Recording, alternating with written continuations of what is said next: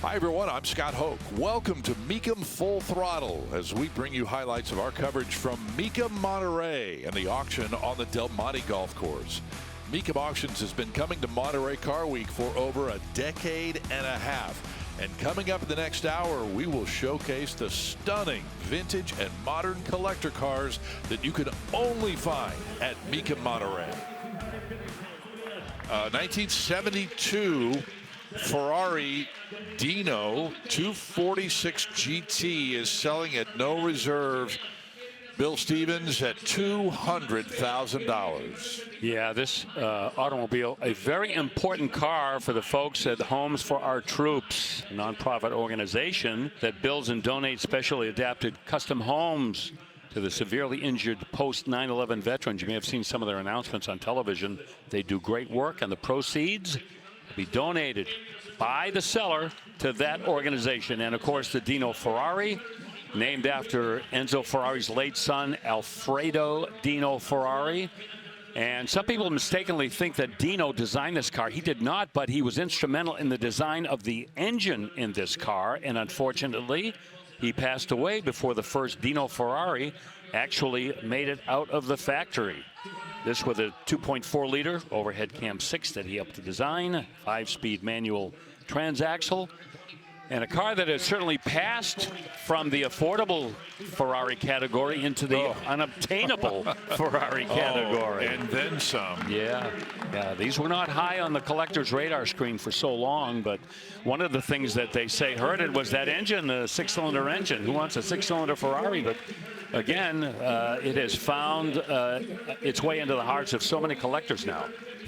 Folks, a big round of applause. Sold $250,000. The gentleman there on the left in the ball cap is the new owner of that Dino. And of course, the proceeds going to benefit Homes for Our Troops. That's great. As you mentioned, Bill, and congratulations and a big thank you going to that gentleman.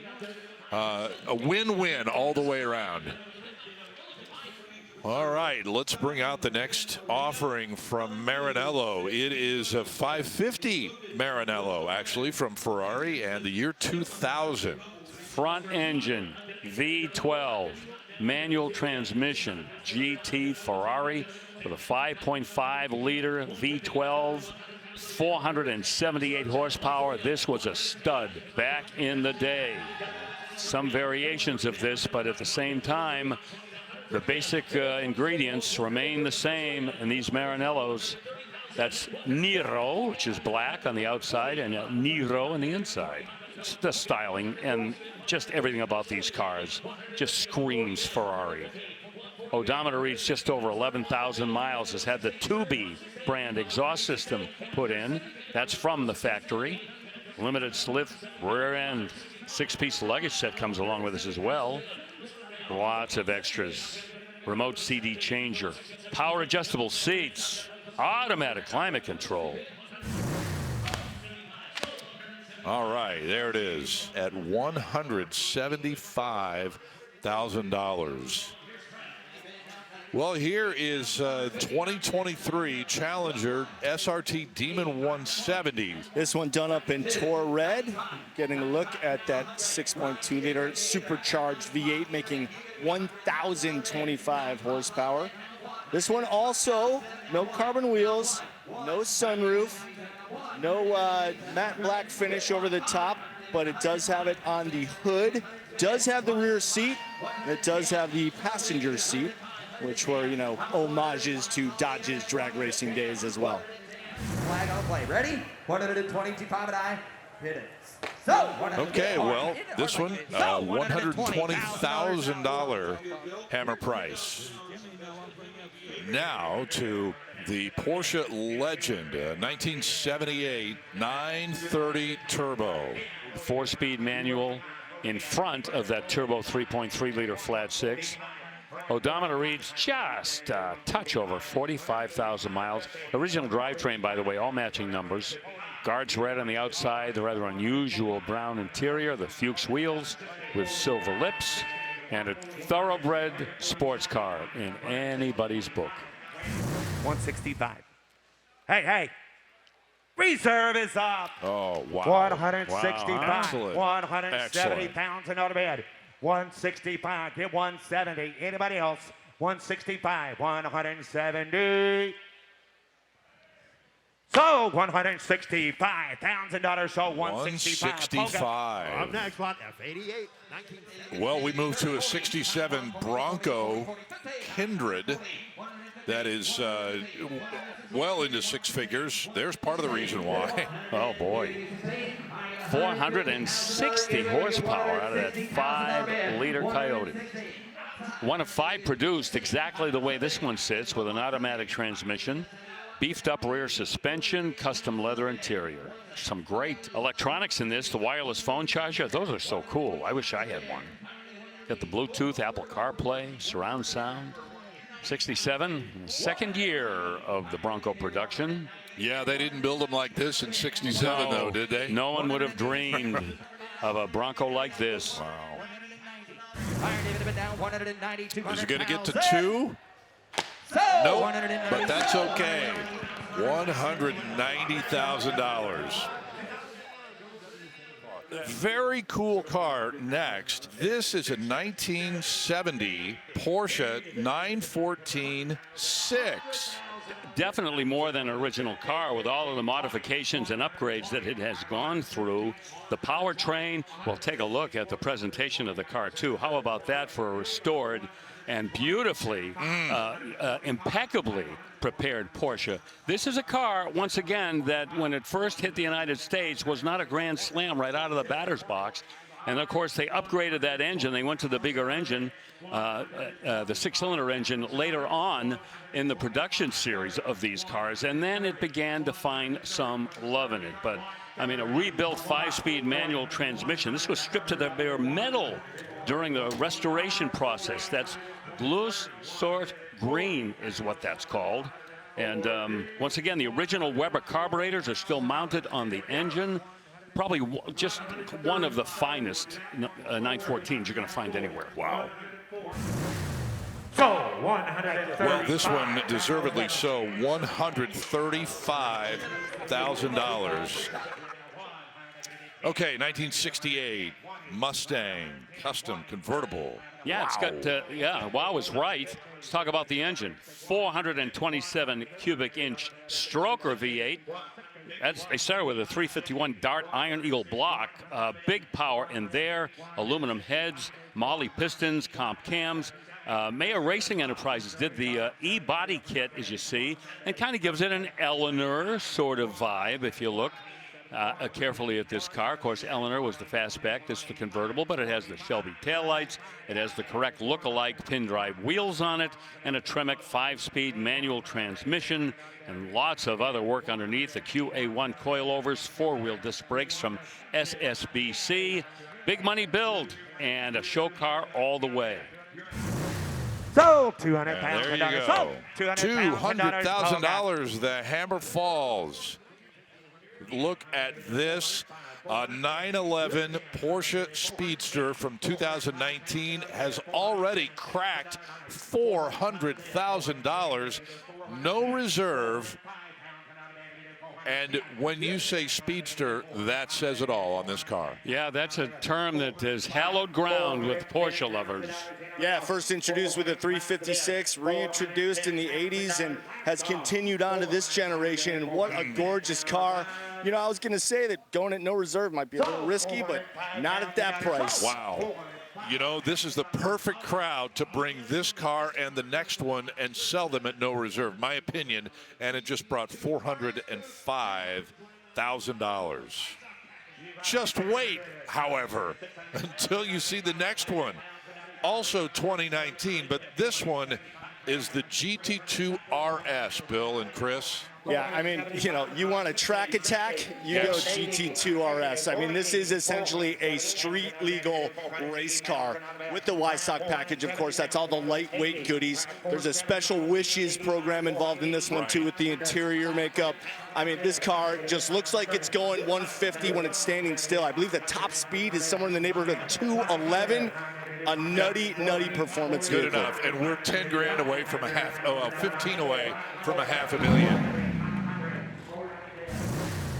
530 pounds of dollars. Sold. That gives me the chills. That car is street legal if the street is the Mulsanne Straight at Le Mans. Right. Oh, that is cool. Back with more in just a moment.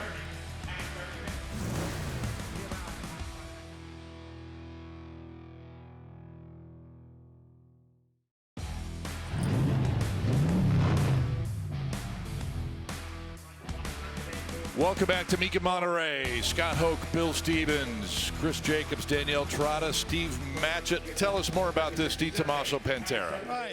You know, I'm always fascinated by these cars and the engineering of them. Have a look inside the cockpit and you'll see that gated shift lever there. Well, we know exactly where Di Tommaso got that idea from because we saw it on the 250 Ferrari. Hey, they thought, we like that idea, and so they copied it onto this car.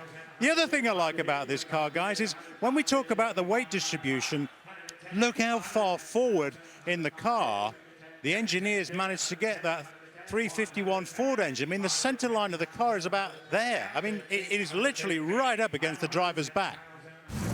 $110,000 just bought that car. Very cool car next. The 2021 Mercedes-Benz AMG GT Black Series car. Yeah, when you say Black Series, you have said a mouthful. 720 horsepower out of a little 4-liter V8 with twin turbos hanging off of it. By the way, 54 miles on the odometer on this Mercedes-Benz. Yeah. So what does that mean? Look at the bidder board. 2021, the 6th generation of these Black Series cars that debuted back in '06. And you'll like this, Bill. This is right up your alley. Mercedes-Benz actually called these cars the dark pinnacle of AMG performance. Yeah, these redefined Mercedes-Benz performance as soon as they hit the showrooms. No doubt about it. Okay. So let's bring out the legendary Series 452 V16 engine in both of these two Cadillacs, Bill. Let's start with this convertible coupe. Yes, at the height of the Great Depression, these automobiles were still being built, and there were still people, believe it or not, that could afford them. And if you wanted your Cadillac with a V8, a V12, or a V16 at some point during the Great Depression, you get one. This is the 16-cylinder, the V16-cylinder engine with 175 horsepower and a 3-speed manual transmission. All kinds of luxury. This car had appointments and accessories that no other manufacturer could come close to, unless you're talking about a Duesenberg and Auburn, cars at that level, or Packards. Beam axle in the front, semi-elliptical rear springs, so it had the kind of ride that you would expect from a Cadillac back in the 1930s. Sold 230. Okay, the convertible coupe sells for $230,000. Couple of turbo twins. Okay. Scott, be still my heart. Cabriolet 2024 jet black exterior, Bordeaux interior for the classier of us out there. Now what's cool about this car is it's got the rear steering on this car. So you want some performance on the street and on the track. This is what you're looking at right here. So good. 3.8 liter making over 570 horsepower. You see the PDK transmission in there. That's one thing that Porsche stopped doing, offering the turbos in the manual transmissions. Who knows? Maybe it'll come back one day, but not right now. You get the 7-speed PDK. That is the kookiest thing, that rear wheel steering. Few manufacturers came out with it. Really didn't get into a mass-produced kind of popularity, but over a certain speed, the back wheels turn in the same direction as the front. And then under a certain speed, they go in the opposite direction. Right. Yeah, the engineering is a little mind-boggling. Who thought of that? 225 is the bid on this most recent of the 7 generations of the 911 turbos through the years. They debuted all the way back in 1975, and the reserve comes off at $225,000. Sorry, I misspoke. That is the 8-speed PDK, not the 7-speed PDK. Well, 225 just bought that one that's basically less than a year old. Now let's take a look at the one that Chris had, the 993 version from 1996. This car is at the absolute pinnacle of air-cooled collectability right now, Scott. These cars are so desirable, and this one is so clean. And it's also got some interesting facets to it. It spent time in Japan, and that's where it got its ROW, rest of the world status, and easily identifiable by these side marker lights on the front fender there. Very quick way to know when a car has that ROW status. This one is featuring the 3.6 liter, making 400 horsepower. And of course, you got the manual in there, which is every Porsche back from this generation. The reserve is off at 215, and that's where it hammers, $215,000.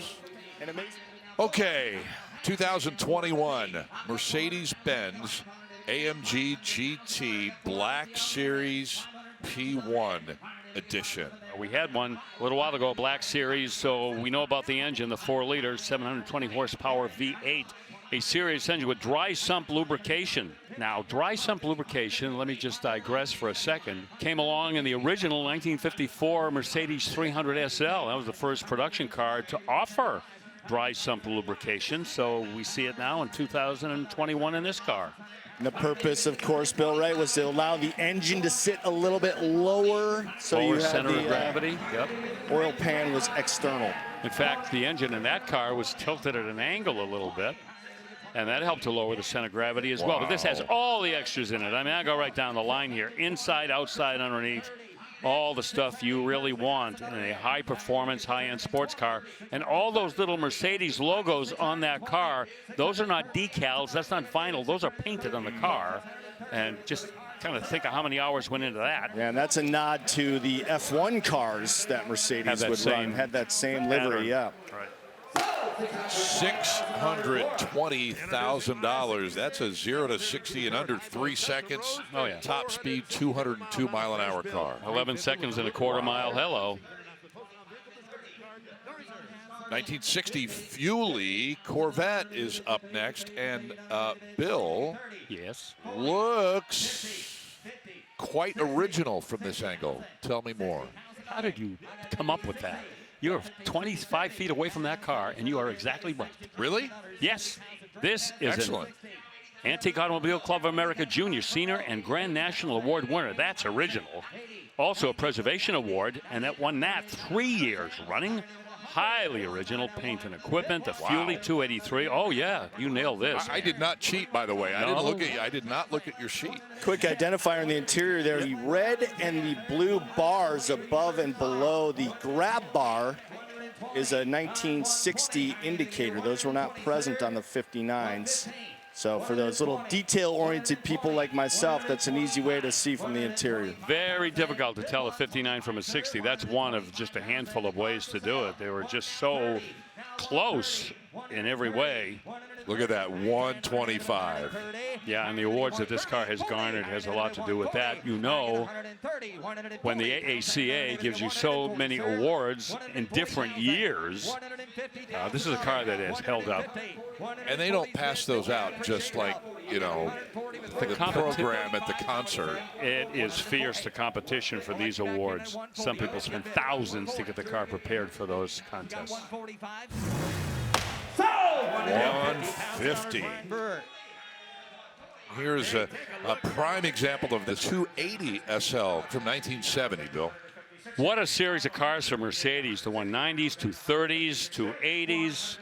And boy, the market on these cars just keeps showing more and more excitement. Every time we come to Monterey, we'll get one of these cars, and it seems like the market just gets hotter and hotter. This is the 280 in line 6, 2.8 liter. Automatic transmission, such refinement and such beautiful engineering and kind of a delicate sort of, well, almost you might even say a low-key, kind of a low-flame persona on these cars. Not built for performance or racing, or you know, track duty. Just a beautiful Grand Touring car that, again, at $200,000, the reserve comes off. This market is it just refuses to get soft. And even $200,000. What a beautiful car. We'll be back with more from Mecum Monterey coming up after a short break.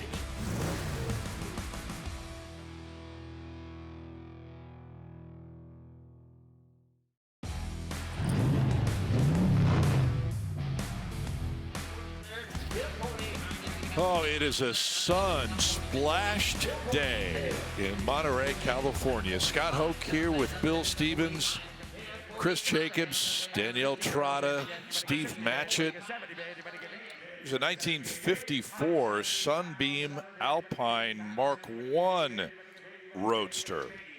Yeah, you say Sunbeam, and a lot of people think that the Sunbeam Tiger was the first time that Sunbeam ever was producing automobiles, but no, the Sunbeam Alpine predated that. Of course, the later model Alpine served as the platform for the Sunbeam Tiger. This has hand-built coachwork by Thrupp and Maberly. This has been restored to the nines. That's sapphire blue. Under the hood is an inline four-cylinder, 2.2 liter with a column-shifted four-speed transmission. This car was once owned by David Letterman, a pretty accomplished collector in his own right. And that certainly would explain the six-figure bidding. That's where we are right now. He had a TV show too, didn't he? Yeah, but it was after my bedtime. Oh. I know that's not true. Yeah, you're right. We're both big Letterman fans. Of course, grew up in Indianapolis. Yep. Owns an IndyCar team at Bobby Rahal, so he's a car guy. 125, 130. Let's give a tip of the hat to Peters Marina Motors of Venice, California, that did the frame-off restoration on the car, and it was a complete restoration. Sold $200,000. Well, strong money and 200 bills on this one. Yep. Okay, so let's move to the 1967 Custom GTO, AKA Twisted, and we'll start at 150. And that is not going to be where we end. Trust me, this car is known all over the country by so many people. Appeared at the SEMA show, as Chris pointed out a little bit earlier. Supercharged 427 Dart V8 engine. That is an aftermarket racing engine with a 2.9 liter Whipple supercharger, 4L80 automatic transmission. Everything in the car is non-OEM. I mean, to tell you, that has gotten a piece by piece and part by part complete rebuild. Look at the plush leather interior. Man, oh man. It's been lowered right height. Underneath, frame, chassis, smooth, finished, painted. ARP, chassis hardware, all carefully applied and not a scratch underneath the car, trust me. 2-inch headers, 3-inch stainless exhaust. Carbon fiber drive shaft. How much do you think that cost? Yeah, Bill, this really is the ultimate 67 GTO. This car has just become so famous on the car show circuit. Multiple award winner at SEMA, at Good Guys, at Grand National Roadster Show. Made the Elite 10 at the, what was that last show down there in Tennessee that they do? The Hot Rodders show. Good Guys? Triple Crown of Rotting. Okay. Yeah. You know, It's Bobby Alloway's show that he created about 3 years ago. I know Bobby, yeah. I would say, if I may, that is a full custom frame up build that just happens to have a GTO body on it. I mean, pretty much. Yeah, know? just if the only thing that makes it a GTO is the shape of the car. Everything has been touched. Everything. Hey, What? it's not 25, but it is 610. 610. 620. Okay. Everybody else can See still what bid. that does. I got 610, 620, 610, 20, 120,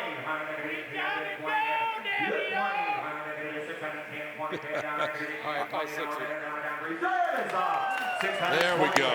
610, 20, 640 bid down there to 620,000. 610, you're all done. Last call, 620. Sold. $610 sold. Okay. Yeah. They are happy about that one. He was committed on that number, but I'll tell you what, if that gentleman did not raise his bid, no big deal, because he can get another car just like that in a million years. Yes. $610,000 for that twisted GTO. All right, let's move on. 1968 Ferrari 330 GTC, Steve Matchett. Beautiful car, very significant to Ferrari. It is the Colombo engine, the two-cam engine. You can tell that because it has the big cam covers. That black crackle cover indicates that it's a two-cam engine. It's an upgrade from the 250. This is the first time really when Enzo Ferrari finally said, all right, we'll give you something comfortable. You want leather seats, we'll put leather seats in it for you. You want to be able to hear the radio, we'll try and make that work for you too. But it's significant because this is the car that made Ferrari become a luxury car brand as opposed to a company that was selling old race cars. Absolutely. When you look at this car and you think about other Ferraris that had no racing pretensions, that was a turning point for Ferrari. Absolutely was. And again, there's that quote, this is probably the first Ferrari where you can hear the radio. Yeah, I love that. All right, that's another one. A big money Ferrari here at Mecum Monterey. No reserve on a 1960 Imperial Crown convertible. Nowhere on this car will you see the word Chrysler. Imperial was the name of the car, as Chrysler wanted to separate these cars from their other automobiles and put it in a strata that was much higher than anything else that you could buy from them. This has had a rebuilt wedgehead 413. It's been putting out 350 horsepower from the factory. One of 618 convertibles produced that year, so they're pretty rare, right? Out of the box. Antique Automobile Club of America Senior Grand National Award winner, several other Best of Show awards as well, and there is no mystery why, as you get a good look at that car as it's being pushed off. Torque Flight automatic, color is regal red with brand new white leather, stitching the interior with those swivel seats in the front that became kind of a novelty, actually, for those Chryslers back in the day. Okay, 135,000 and no reserve. That'll do the trick. Okay, the very eagerly anticipated by myself, by Chris Jacobs, who is right there with the car, and by many others in this building, a 2024 911 ST. If I'm dreaming, do not wake me. Right now, this is the pinnacle of what is available from Porsche. This car was built to be driven on a tour, essentially. That is the T in ST, and they got everything right. The extended range fuel tank, the comfort. I believe this one has the 18-way seats in it. It's just so beautiful to look at. My favorite touch is something that they borrowed from the GT3 RS, which is just behind the front wheel here.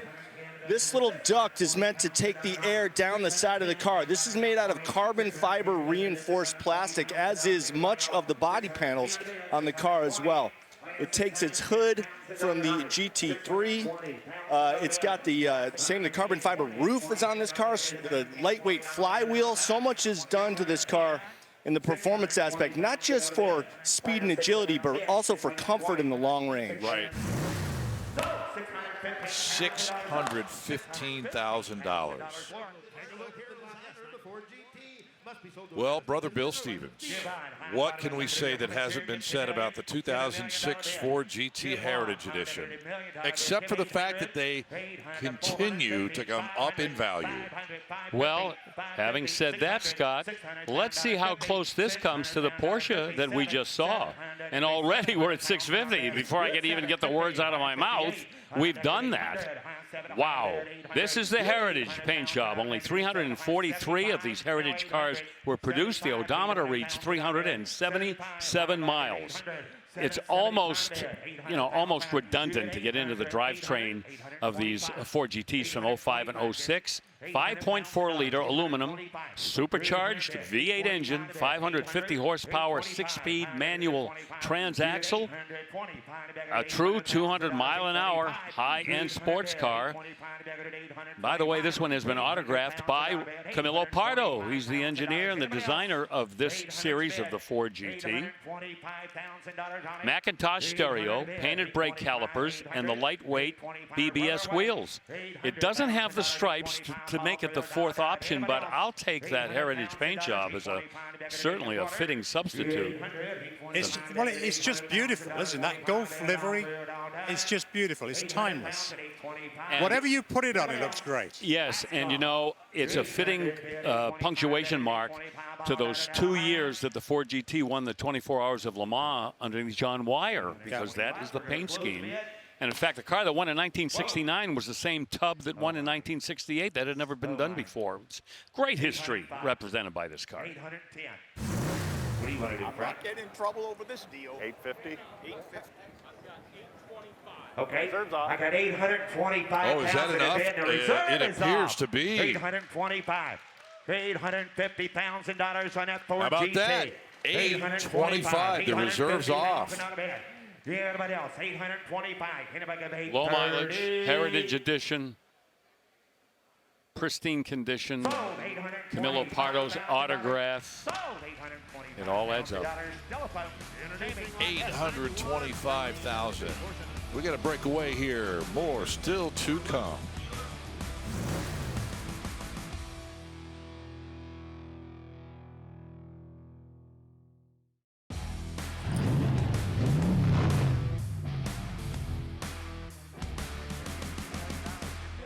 We are back live now on the block with 1973 911 Carrera RS 2.7 lightweight.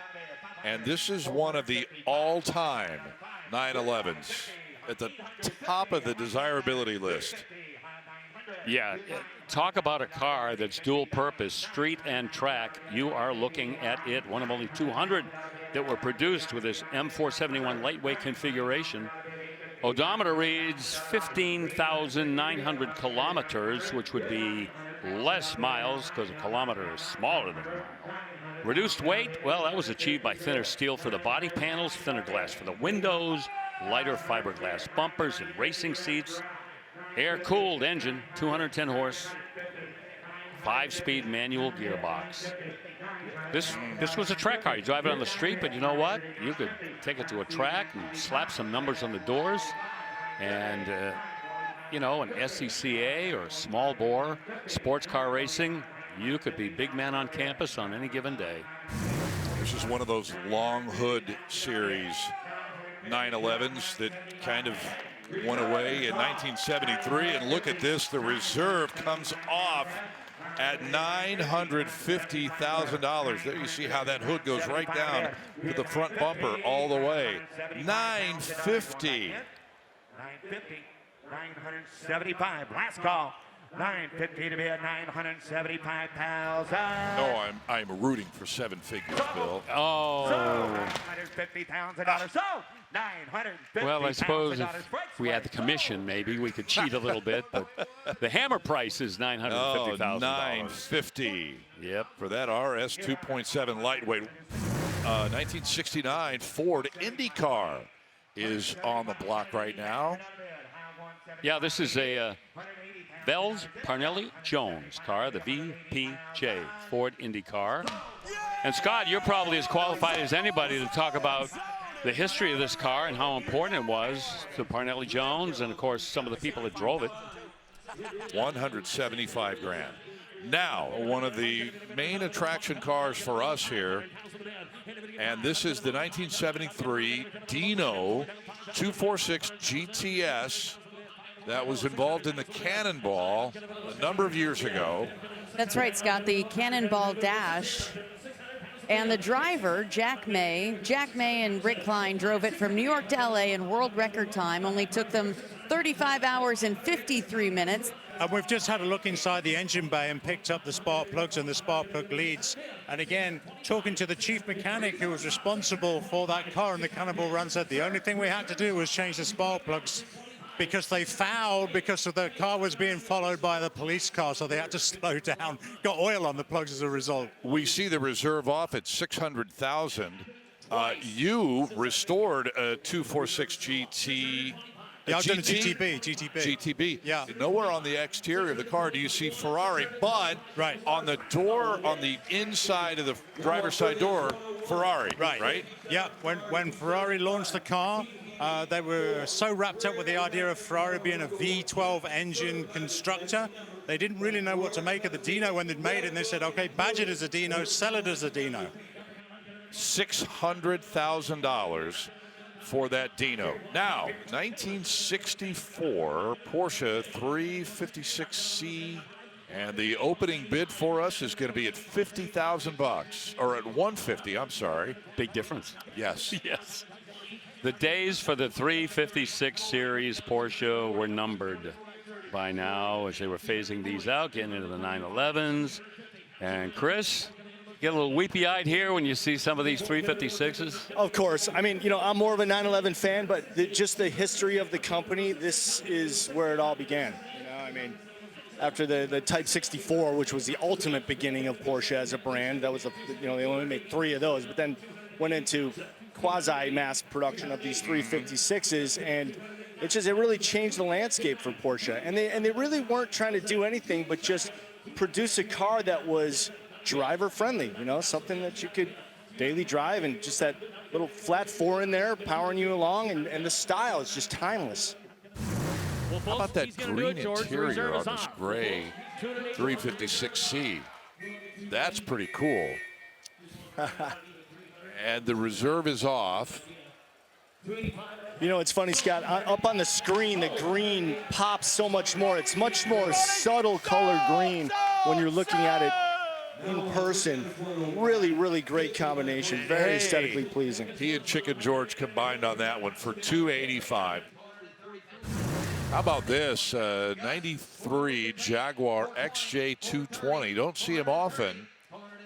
And this one, the reserve's off at $420. And you really love these cars, don't you, Bill? You're a Jaguar guy anyway. I got a couple Jaguars, but I would always look at these and say, man, someday the 220 meant 220 miles an hour. I think they got them to 218. Not quite 220, but Tom Walkinshaw Racing involved in the development of these cars. Steve Matchett, I know you must look at these and say they are wonderkins of aerodynamics. Well, I think they'd already had the badges made for 220 before they did the speed test. I thought, well, it's too late now. Yeah, right. The XJ220 just hammered for $430,000. Yeah, great. Okay, so we move to a custom 59 Vet. Oh, man, this is hand fabricated practically from the ground up. Corvette Correction custom chassis. LS conversion, 376 cube, 430 horsepower. LS3 with a T56. Where have you heard that before? 6-speed manual transmission with a Dana 44 rear end. That is a bulletproof drivetrain so far. They've added independent rear suspension. We wouldn't see that in a Corvette from the factory till 63. Vintage air conditioning, red silver coves, beautiful Z06 styled alloy wheels polished to a fine gloss, show quality chrome and trim. Even has those Dakota digital dash gauges there. And let's sit back as the reserve is off and see how much higher it goes. Okay, that gentleman just bought it for $170.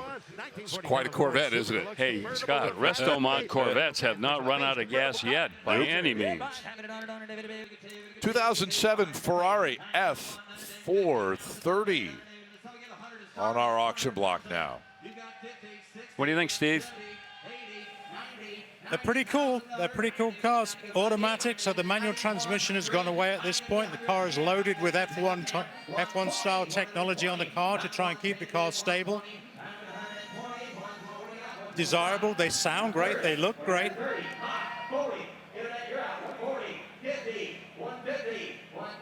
4.3 liter V8. Let's bring the camera around and have a look in the back here. and they pushed it as far forward as they can. Very high plenum chambers on it, but look how low down Ferrari have managed to get the cylinder heads each side. Again, that idea of get all the componentry as low down to the track or as low down to the road as you can, which will greatly improve the center of gravity and make the car much more nimble handling. Ferrari did stellar work with this car to make that happen. Well, this one brings $150,000, and we've talked a little bit about the lineage from front to back on the 356s in 1955, 356 Pre-A. Yeah, what I loved about this car was not only the Pre-A quality of it, so obviously early 356, but also the way that this car has been slightly modified with its drivetrain. They're calling it outlawed, which is a common term in the 356 world. Rod Emery is probably the most famous customizer of outlaw Porsches. But this one, nothing's been done to the body. Everything is stock appearing. It's all about this flat four right here, which was actually sourced from a 912. We were mentioning that a little bit earlier. Now that is mated to a transaxle. It's a Porsche 741 transaxle that was specially built for road rallying. So this car is ready to get out there and go a long way and do it efficiently. 385. I got 375 bid, 385. While people are crawling over each other to bid on this Porsche, I gotta believe we're gonna get a sale if it keeps going like this. And you know, in spite of what I just told you about the engine, if you buy this car and you want to put it back to its original specs, you have the opportunity to do that, because along with that 912 source flat four is the original engine that came out of this car. That's what I tell anybody that starts modifying their car. Don't throw anything away. Yep. Bag it and tag it. Bag it and tag it. That would be 360. I'm offering you 355. Okay. Yeah. Yeah. All right. Just clearing up the bit of difference going on there, and the reserve is off at 380, and that's our hammer price. We'll have more from Monterey coming up in just a moment. You're watching Mecum Full Throttle on ESPN+.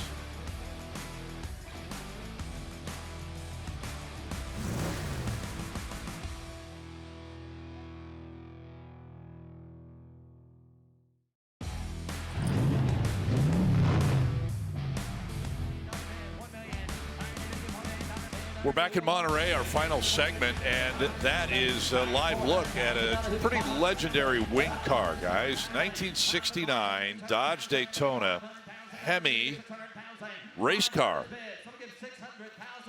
Well, where do we begin on this automobile? Of course, it was a legend in NASCAR, the Dodge Hemi Daytona. 1970, Bobby Isaac won the championship, but this car was the ride for the Hall of Famer Bobby Allison, a true 200-mile-an-hour NASCAR automobile. This was a car that Richard Petty wanted to race in, and Plymouth said, oh, no, you're a Plymouth guy. And so he went over and drove for Ford for 1 year, and then they built the Superbird. That wooed Petty back into the fold, and boy, the rest, as they say, is history. Bobby. Oh. Reserves off. Oh, that 1 million. Wait a minute, I'm not done yet. Go, Bill, go. Oh, man. I love it. There we go. Take us to 7 figures, Bill. Oh, man, we are there. And at least 2 bidders in the mix here, guys. First car to go 200 miles an hour on the NASCAR circuit, courtesy of Buddy Baker, a car that looked very similar to this livery. Very similar. Buddy Baker, who I worked with covering NASCAR, used to talk about that car and said that was one of the goals. It was a tire test. They wanted to see how the tires would perform at 200 miles an hour, and he gave it to them.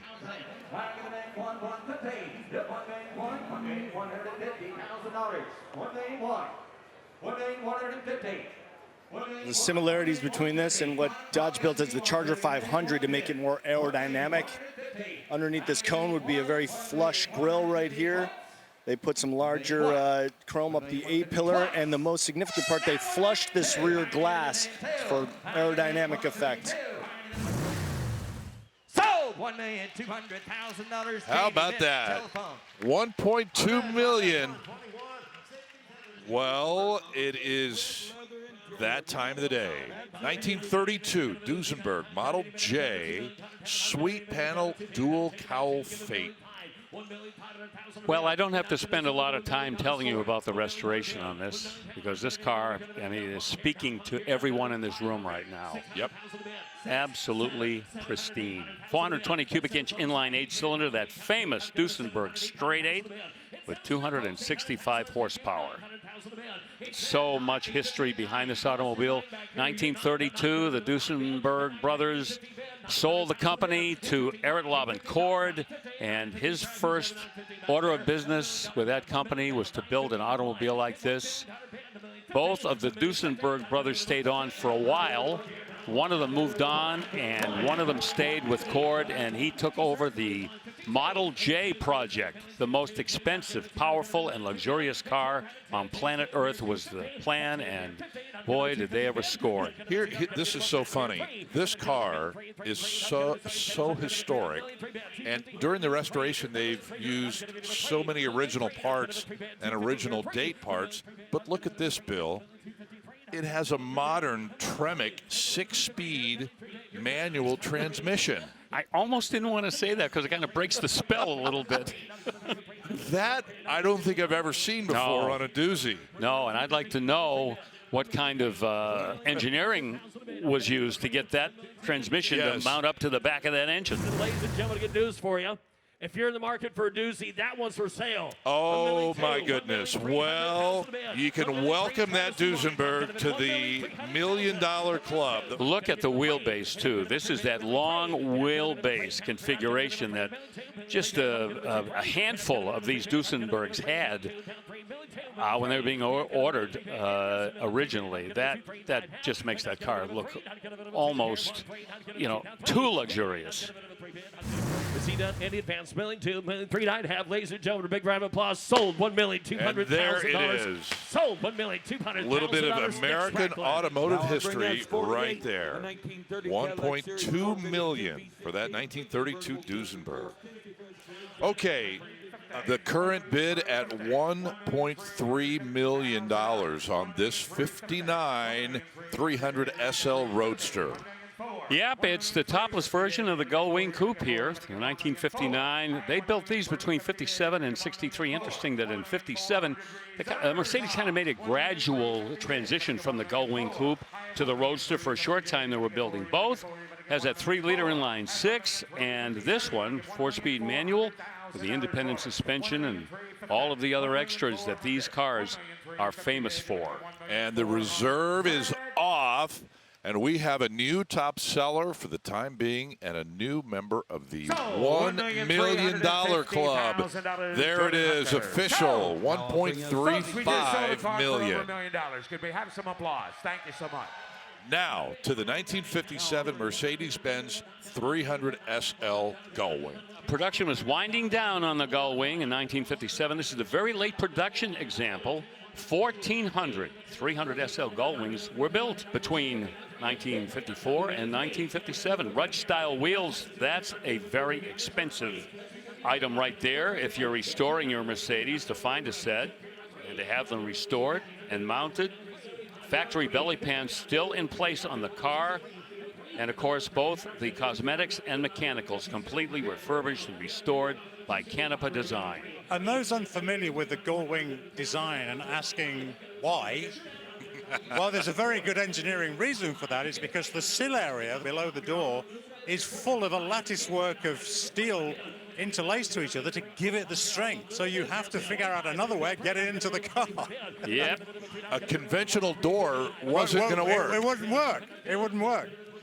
Mechanical fuel injection, that was kind of a pace setter in production cars back in 57. Of course, Chevy was doing its version of fuel injection over here in 1957, but this was a different kind of architecture for the fuel injection in the Mercedes-Benz.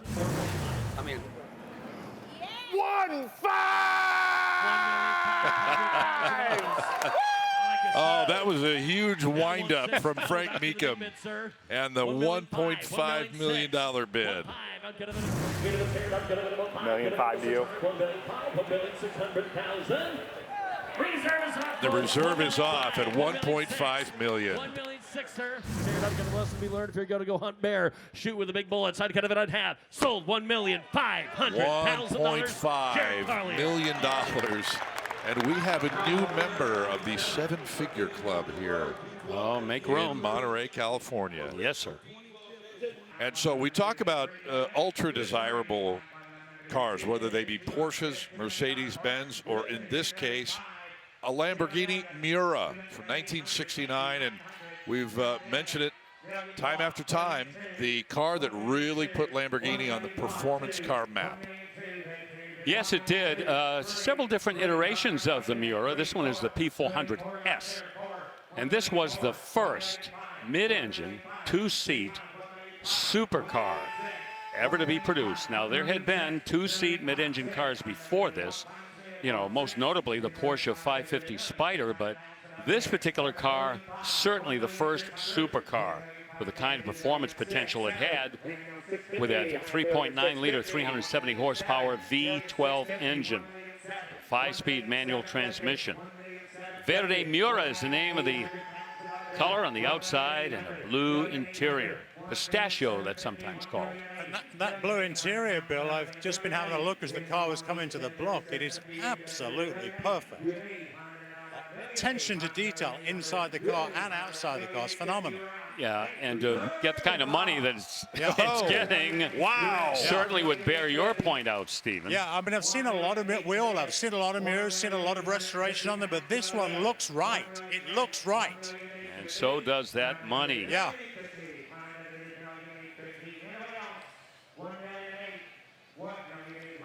That visual color combination is just so out there and so striking, isn't it? It sure is, yeah. Wow. Superb car. Superb. And $1.8 million. And that'll do it for this edition of Mecum Full Throttle. Thanks so much for watching. I'm Scott Hoke. So long from Monterey.